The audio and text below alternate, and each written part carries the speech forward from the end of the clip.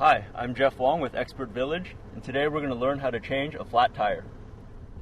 The first step to removing the flat tire is to remove either the hubcap or the center cap that may block the lug nuts. To do so, simply pry at the edges of the cap until it becomes loose, and then remove it from the vehicle.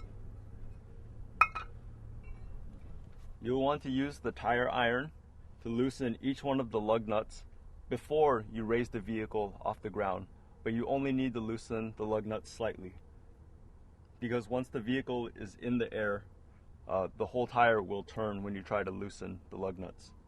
Be sure that your tire iron is all the way on the lug nut before you begin loosening, otherwise you may strip the nut.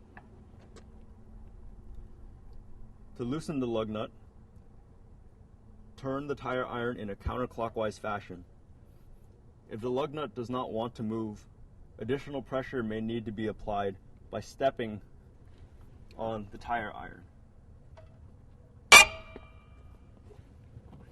This should break the nuts loose. So now repeat this step with all the other lug nuts until they are all loose.